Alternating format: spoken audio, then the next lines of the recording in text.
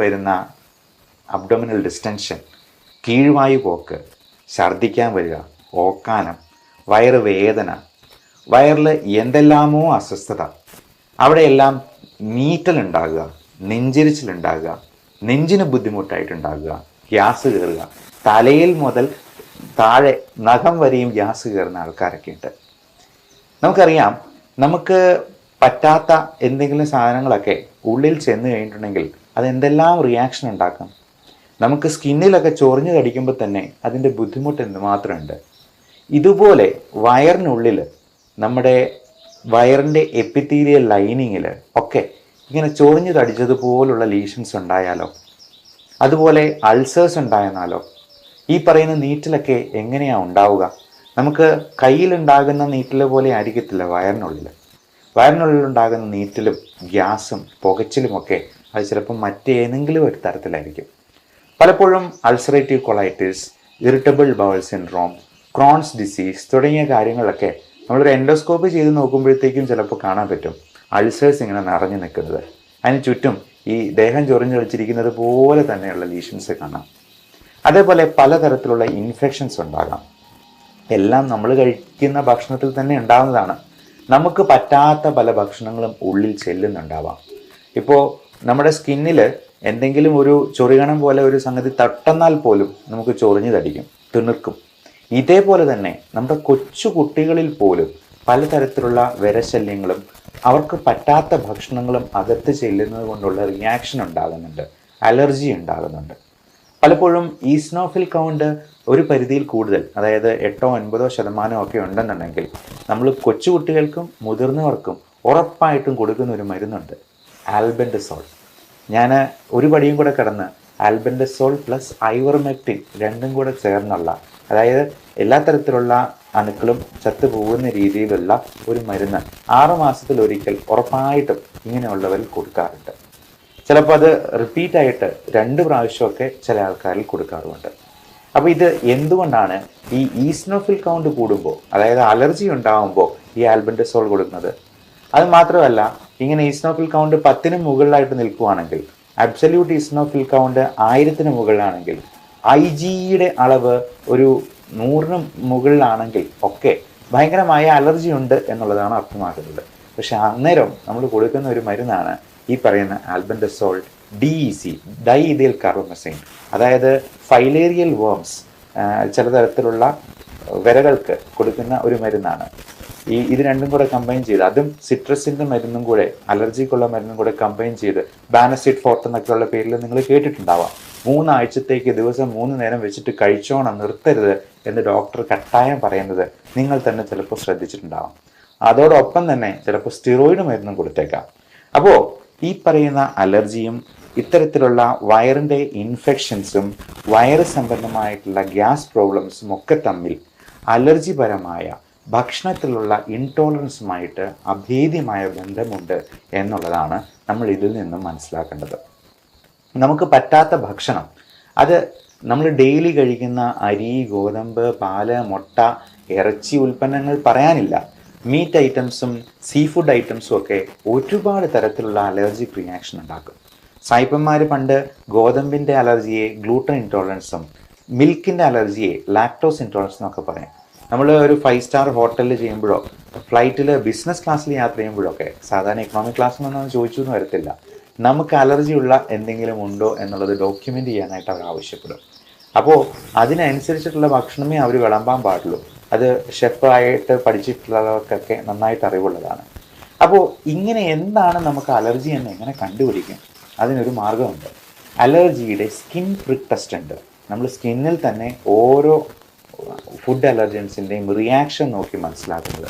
അപ്പോൾ നമ്മൾ ഒരു അലർജിയുള്ള സാധനം തൊട്ടെന്നുള്ള റിയാക്ഷൻ പോലെ നമ്മൾ ഇതൊന്ന് ചെറുതായിട്ടൊന്ന് പോറിച്ച് കൊടുക്കുമ്പോൾ അതിൽ വരുന്ന റിയാക്ഷൻ, അത് കോളം വരച്ച് വളരെ സിസ്റ്റമാറ്റിക് ആയിട്ടാണ് ചെയ്യുന്നത്. ഏകദേശം 1 മണിക്കൂറോളം സമയമെടുക്കും.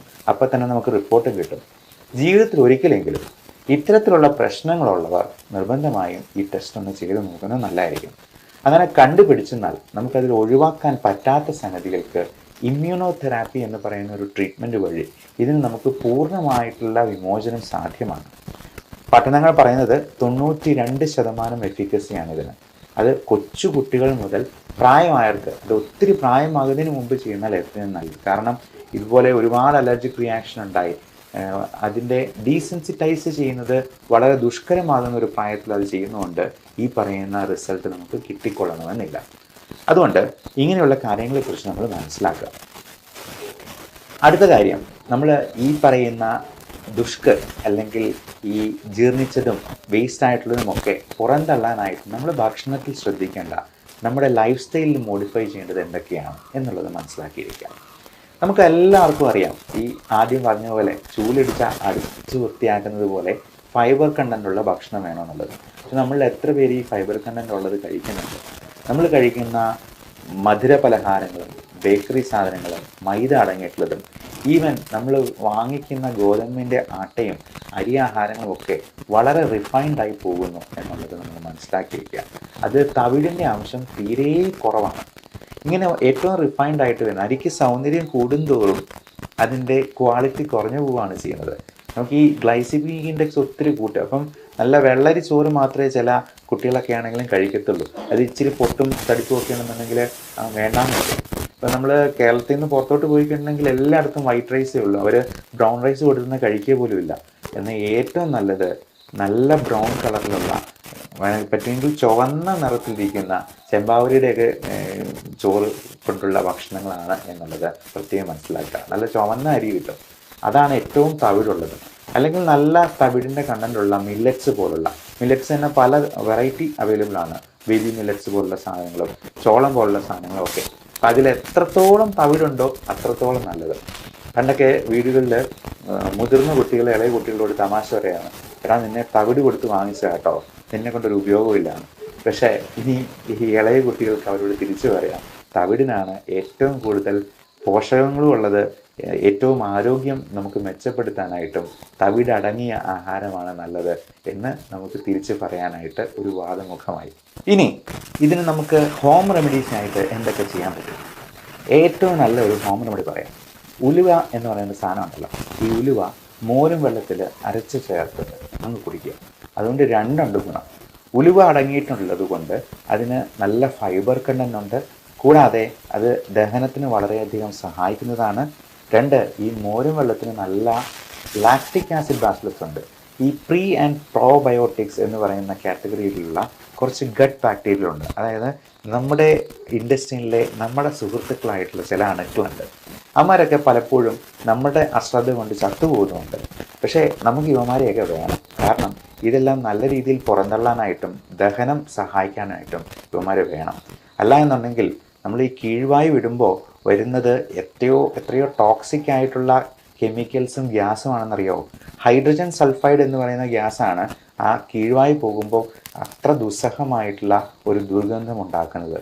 അതുപോലെ മീഥെയിൻ പോലുള്ള ഗ്യാസുകളും അമോണിയ പോലുള്ള വിഷവാതകങ്ങൾ പോലും പല അസുഖങ്ങളിലും ഉണ്ടായി വരുന്നുണ്ട് എന്നുള്ളത് മനസ്സിലാക്കുക. അപ്പോൾ ഇതിലൊക്കെ ഇപ്പോൾ ഈ അമോണിയ അത് ഒത്തിരി കൂടി കഴിയുമ്പോഴത്തേക്കുമാണ് ഈ ലിവറിൻ്റെ പ്രോബ്ലംസ് ഉള്ളവർക്ക് ബോധക്കേടും ബോധക്ഷയവും ഒക്കെ ഉണ്ടാക്കുന്ന ഹെപ്പാറ്റിക് എൻകെഫലോപ്പതി എന്ന് പറയുന്ന ഒരു കണ്ടീഷനിലോട്ട് പോകാം. ആൾ ബോധം കെട്ടു പോകും. അപ്പോൾ ഈ അമോണിയയുടെ അളവ് ഒത്തിരി ക്രമാതീതമായിട്ട് കൂടുകയും അത് ലിവറിൻ്റെ പ്രശ്നങ്ങൾ കൊണ്ടും ഉണ്ടാകാം, കിഡ്നിയുടെ പ്രശ്നങ്ങൾ കൊണ്ടുണ്ടാകാം, ദഹന സംബന്ധമായിട്ടുള്ള മറ്റ് പ്രശ്നങ്ങൾ കൊണ്ടുണ്ടാകാം, ശ്വാസകോശ സംബന്ധമായ രോഗങ്ങളിലോട്ട് പോലും ഈ GERD പുളിച്ചുതകട്ടൽ, ഗേർഡ് എന്ന് പറയുന്ന ഗ്യാസ്ട്രോ ഈസോഫാജിയൽ റിഫ്ലക്സ് ഡിസീസ്, ചുമ ഉണ്ടാക്കാൻ ഒരു വലിയ കാരണമാണെന്ന് എത്ര പേർക്കറിയാം? പലപ്പോഴും ഈ ചുമ പലയിടത്തും ട്രീറ്റ് ചെയ്തിട്ട് ഒരിക്കലും ഭേദമാകാതെ നമ്മുടെ അടുത്ത് വന്നപ്പോൾ ജസ്റ്റ് ഒരു പാൻഡോപ്രസോൾ ടാബ്ലറ്റ് അല്ലെങ്കിൽ ഒരു ഡോംസ്റ്റാൾ ടാബ്ലറ്റിനെ പോലെ കൂട്ടി ചേർത്ത് കൊടുക്കുമ്പോഴത്തേക്കും ആ ചുമ മാറുന്ന കാണാം. അതുപോലെ കാൽഷ്യം കുറഞ്ഞു പോകുന്നത് കൊണ്ട് ചുമ കുറയാം, മഗ്നീഷ്യം കുറഞ്ഞു പോകുന്നതുകൊണ്ട് ദഹനം പ്രോപ്പർ ആകാതെ വരാം, കോൺസ്റ്റിപ്പേഷൻ ഉണ്ടാകാം എന്നൊക്കെ നമുക്ക് ശരിക്കും അറിവില്ല എന്നുള്ളതാണ് ശരിയായിട്ടുള്ള വസ്തുത. അപ്പോൾ മഗ്നീഷ്യം കണ്ടൻറ്റ് കൂടുതലുള്ള ഭക്ഷണങ്ങൾ കഴിക്കുന്നതിനോടൊപ്പം തന്നെ അതിനെ കുറച്ച് കളയുന്ന സ്ട്രെസ് ഫാക്ടറും സ്മോക്കിങ്ങും പിന്നെ നമ്മുടെ ഭക്ഷണത്തിലുള്ള പലതരത്തിലും ഈ ബെവറേജസ് പോലുള്ള ആൽക്കഹോൾ പോലുള്ള സാധനങ്ങൾ, കോഫി ഒത്തിരി കുടിക്കുന്നതൊക്കെ നമ്മൾ ഈ മഗ്നീഷ്യത്തെ കുറച്ച് കളയേണ്ടിയേക്കും. പലപ്പോഴും ഈ ഉറക്കമില്ലായ്മയൊക്കെ തന്നെ മഗ്നീഷ്യവും കാൽഷ്യവും കുറച്ച് പോകാനായിട്ടും വൈറ്റമിൻ D3യുടെ അളവ് കുറഞ്ഞു പോകാനും ഇത് തന്നെ പലതരത്തിലുള്ള സ്ട്രെസ് ഫാക്ടർ ഇൻഡ്യൂസ്ഡ് ആയിട്ടുള്ള ഗ്യാസ്ട്രൈറ്റിസും ഉണ്ടാക്കും. അപ്പം നമുക്കറിയാം ഈ നമ്മുടെ പിള്ളേർക്കൊക്കെ പരീക്ഷയുടെ പോകുന്ന അന്ന് ദിവസം രാവിലെ ചിലപ്പോൾ വയറ്റൊഴിച്ചിലും ചിലപ്പോൾ കോൺസ്റ്റിപ്പേഷനും ഛർദിയും ഒക്കെ ആകുന്നത് ഈ സ്ട്രെസ് ഇൻഡ്യൂസ്ഡ് ഗ്യാസ്ട്രൈറ്റിസിൻ്റെ ഭാഗമാണ്. അതിൽ നിന്ന് തന്നെ ശ്വാസമുട്ടലും ചുമയും കൂടി ഉണ്ടാകും എന്ന് പറഞ്ഞാൽ അത് എത്ര ഭീകരമായിട്ടുള്ള അവസ്ഥയായിരിക്കും. അതേപോലെ ഈ കീഴ്വായി പോകുന്നത് അത് ശബ്ദത്തോടു കൂടിയോ ശബ്ദമില്ലാതെയോ ഒക്കെ പോയേക്കാം. അതിൽ ഈ ഹൈഡ്രജൻ സൾഫൈഡ് എന്ന് പറയുന്ന ഗ്യാസ്, ഒരു ചീഞ്ഞ മുട്ടയുടെ ഉള്ളിൽ നിന്ന് വരുന്ന ഗ്യാസാണ്. അതുപോലുള്ള സാധനങ്ങൾ നമ്മുടെ വയറിനുള്ളിൽ കെട്ടിക്കിടക്കുന്നുണ്ട് എന്നുള്ളത് നമ്മൾ അപ്പോഴേ മനസ്സിലാക്കിക്കൊള്ളണം. ഇതിന് പലതരത്തിലുള്ള മരുന്നുകൾ നമ്മൾ മോഡേൺ മെഡിസിൻ തന്നെ കൊടുക്കാറുണ്ട്. അത് പലപ്പോഴും മരുന്നുകളല്ല. ഇപ്പോൾ നമുക്ക് ഹോം റെമഡീസ് ആയിട്ട് കൊടുക്കാവുന്ന പലതരത്തിലുള്ള കാസ്റ്റർ ഓയിൽ, ആവണക്കെണ്ണ പോലുള്ള സാധനങ്ങളുണ്ട്. നല്ല ഫാറ്റ് പ്രദാനം ചെയ്യുന്ന, ഗുഡ് കൊളസ്ട്രോൾ ബാഡ് കൊളസ്ട്രോൾ രണ്ടാണെന്നറിയാം. നല്ല രീതിയിലുള്ള ഫാറ്റ് പ്രദാനം ചെയ്യുന്ന പലതരത്തിലുള്ള എണ്ണകളുണ്ട്. ഇപ്പം വെളിച്ചെണ്ണയാണെങ്കിൽ നല്ല വെളിച്ചെണ്ണ ഉപയോഗിക്കുന്നത്, നമുക്ക് തന്നെ ചക്കിലാട്ടി എടുക്കുന്ന വെളിച്ചെണ്ണയാണെങ്കിൽ ഏറെ നല്ലത്. അതേപോലെ നമുക്ക് ഈ ഒലീവ് ഓയിൽ പോലുള്ള സാധനങ്ങൾ, നമുക്ക് എണ്ണ ഉപയോഗിക്കുമ്പോൾ ഏറ്റവും ശുദ്ധമായതും ആയിട്ടുള്ള എണ്ണ നമ്മൾ മാറി മാറി ഉപയോഗിക്കാനായിട്ട് ശ്രദ്ധിക്കുക. അപ്പോൾ ഇതെല്ലാം നമ്മുടെ ഈ വയറിൻ്റെ പ്രശ്നങ്ങൾ മാറാനായിട്ടും ഒത്തിരി സഹായിക്കുന്നതാണ്. അതേപോലെ നല്ല ഫ്രൂട്ട്സ്, അധികം മധുരമില്ലാത്ത കഴിക്കാനായിട്ട് നോക്കുക. അപ്പം മധുരത്തിൽ അടങ്ങിയിരിക്കുന്ന ഫ്രക്ടോസ് എന്ന് പറയുന്ന കണ്ടന്റ് തന്നെ ലിവറിനെ ചിലപ്പോൾ കൂടുതൽ അപകടകരമായിരിക്കാം. അതായത് മധുരമുള്ള പഴങ്ങളായിട്ടുള്ള മാങ്ങപ്പഴത്തിലും ചക്കപ്പഴത്തിലും അതുപോലെ ചെറുപഴത്തിലാണെങ്കിലും ഒരുപാട് ഫ്രക്ടോസ് അടങ്ങിയിട്ടുള്ളതാണെങ്കിൽ അത് ചിലപ്പോൾ ലിവറിൻ്റെ സിറോസിസിലേക്ക് തന്നെ കാരണമാക്കാം എന്നുള്ളത് പ്രത്യേകം മനസ്സിലാക്കുക. ഡയബറ്റിക് ആയിട്ടുള്ള രോഗികൾക്ക് ഇത് കഴിച്ചിരുന്ന ഷുഗർ കൂടുകയും ചെയ്യും. എന്നാൽ നമ്മൾ ഈ കോൺസ്റ്റിപ്പേഷൻ റിലീവ് ചെയ്യാൻ കൊടുക്കുന്ന ലാക്ടലോസ് എന്ന് പറയുന്നൊരു മരുന്നുണ്ട്. അപ്പോൾ ഈ ലാക്ടലോസ് ഒരു സിറപ്പായിട്ടാണ് കൊടുക്കുക. ഈ സിറപ്പിന് മധുരമുണ്ടെങ്കിലും അത് ഗ്ലൈസിമിക് ഇൻഡെക്സ് കൂട്ടുന്നതല്ല, അതായത് ഷുഗർ ലെവൽ കൂട്ടാത്ത രീതിയിലുള്ള മരുന്നാണ്. ഇനി അതിൽ നിന്നില്ലെങ്കിൽ പലപ്പോഴും പല എനിമ കൊടുക്കാറുണ്ട്. അത് ഇത്രയേ ഉള്ളൂ, എനിമ ചെയ്യുന്നത് ഇത്രയേ ഉള്ളൂ. നമ്മുടെ കുടലിൻ്റെ ബാക്കി ഭാഗത്തു നിന്നും വെള്ളം സ്വല്പം കൂടി വലിച്ചെടുത്ത് ആ മലത്തിന് സ്വല്പം കൂടി ഹൈഡ്രേഷൻ കൊടുക്കും. അതായത് ഫ്ലൂയിഡുള്ള ഉണങ്ങി വരണ്ടിരിക്കുന്ന മലത്തിന് പകരം കുറച്ചുകൂടി വെള്ളം ചേർത്തിട്ട് അത് പുറത്തേക്ക് പോകാനായിട്ട് കൂടുതൽ സഹായിക്കും. ഇത് വലിയ കെമിക്കലൊന്നുമല്ല നമ്മൾ ഉള്ളിലോട്ട് ഇനിമ വയ്ക്കുമ്പോഴത്തേക്കും കേട്ടുന്നത്. ഇനി അതല്ലെങ്കിൽ സപ്പോസിറ്ററി ആയിട്ടുള്ള മരുന്നുകളുണ്ട്. ഇതിൻ്റെയൊക്കെ ആക്ഷൻ ഇങ്ങനെയാണ്: നമ്മുടെ ബവൽ മൂവ്മെൻറ്റ്സ് കുറച്ചുകൂടി നന്നാക്കുക, അപ്പോൾ ഫൈബർ കണ്ടൻറ്റ് കൂട്ടുക. പലപ്പോഴും ഫൈബർ കണ്ടൻ്റ് ആയിട്ടുള്ള സാധനങ്ങൾ നമ്മൾ പൊടിയായിട്ടോ ഒക്കെ കഴിക്കാനായിട്ട് പറയും. അപ്പോൾ ഇതൊക്കെ ഗുളിക രൂപത്തിൽ ഇരുന്നെന്ന് വെച്ചിട്ട് ഇതൊന്നും വലിയ കെമിക്കലാണ് എന്ന് തെറ്റിദ്ധരിക്കരുത്. പലപ്പോഴും പല ആൾക്കാരും അയ്യോ ഇംഗ്ലീഷ് മരുന്നുകൾ മൊത്തം അപകടമാണ്, മൊത്തം പ്രശ്നങ്ങളുണ്ടാക്കും, സൈഡ് ഇഫക്റ്റ് ഉണ്ടാക്കും എന്നെല്ലാം പറയുന്ന ആൾക്കാരുണ്ട്. പക്ഷേ നമ്മളിത് ഗുളിക രൂപത്തിൽ കഴിക്കുന്നു എന്ന് കരുതി അതിനകത്ത് മൊത്തം കെമിക്കൽസ് ആണെന്ന് ധരിക്കരുത്. ഇതെല്ലാം പലപ്പോഴും പ്ലാന്റ് പ്രോഡക്ട്സിൽ നിന്നുണ്ടാക്കുന്ന മരുന്നുകൾ തന്നെയാണ്. അതെല്ലാം ഈ ഇംഗ്ലീഷ് മരുന്നുകളിൽ അലോപ്പതിയിൽ കൃത്യമായിട്ട് ഡോക്യുമെൻ്റ് ചെയ്ത് വെച്ചിട്ടുണ്ട് എന്ന് മാത്രമേ ഉള്ളൂ. പലപ്പോഴും ആയുർവേദത്തിലും ഈ പറയുന്ന ഗുളിക രൂപത്തിൽ കൊടുക്കാറുണ്ട്, അല്ലെങ്കിൽ സിറപ്പ് രൂപത്തിൽ കൊടുക്കാറുണ്ട്. അപ്പോൾ ഈ ഗുളിക രൂപത്തിൽ കാണുന്ന എല്ലാ കെമിക്കൽസ് ആണ് എന്ന് തെറ്റിദ്ധരിക്കരുത്. ഇപ്പോൾ പ്രകൃതിയിൽ നിന്ന് തന്നെ കിട്ടുന്ന മറ്റ് സാധനങ്ങൾക്ക് അതിനേക്കാൾ സൈഡ് എഫക്റ്റ് ഉണ്ടാവാം. ഈ പുകയില, നേരത്തെ പറഞ്ഞ പോലെ സ്മോക്കിംഗ് ഒരു വലിയ കോസാണ് നമ്മുടെ ദഹന പ്രക്രിയയെ തകിടം മറിക്കാനായിട്ട്. ഈ പുകയില എന്ന് പറയുന്നത് പ്രകൃതിയിൽ നിന്ന് നമ്മൾ നേരിട്ട് കിട്ടുന്നതാണ്. കഞ്ചാവ് അതുപോലെ പ്രകൃതിയിൽ നിന്ന് നേരിട്ട് കിട്ടുന്ന ഒരു ഇലയാണ്. മദ്യമാണെങ്കിൽ പോലും പഴങ്ങളുടെയൊക്കെ സത്ത്, ലാലേട്ടൻ്റെ സിനിമയിൽ പറയുന്ന പോലെ ഈ സ്കോച്ച് വിസ്കി എന്ന് പറയുന്നത് പഴങ്ങളുടെ സത്തൊക്കെ ഊറ്റിയെടുക്കുന്ന നല്ല സാധനമാണ് എന്ന് തെറ്റിദ്ധരിക്കുന്ന കുടിയന്മാരൊക്കെ ഉണ്ട്. അപ്പോൾ ഇതൊക്കെ നമുക്ക് ഒരു സൈഡ് ഇഫക്റ്റും ഉണ്ടാക്കുന്നില്ലേ എന്ന് ചോദിച്ചാൽ തന്നെ അതിനകത്തുള്ള ആ ഒരു മണ്ടത്തരം, ഉദ്ദേശശുദ്ധി ഇല്ലായ്മ നമുക്ക് മനസ്സിലാക്കിയെടുക്കാവുന്നതേ ഉള്ളൂ. അതുപോലെ പലതരത്തിലുള്ള വിഷക്കായകളുണ്ട്. നമ്മുടെ ഭക്ഷണത്തിൽ തന്നെ ഉൾപ്പെടുന്ന പലതും നമുക്ക് അലർജി ഉണ്ടാക്കിയേക്കാം. ഇത്തരത്തിലുള്ള കാര്യങ്ങളെക്കുറിച്ച് നമ്മൾ കൃത്യമായി മനസ്സിലാക്കുക. അതിന് വേണ്ട നടപടികൾ നമ്മുടെ ഭക്ഷണശീലങ്ങളിലും ജീവിതശൈലിയിലും കൈക്കൊള്ളുക.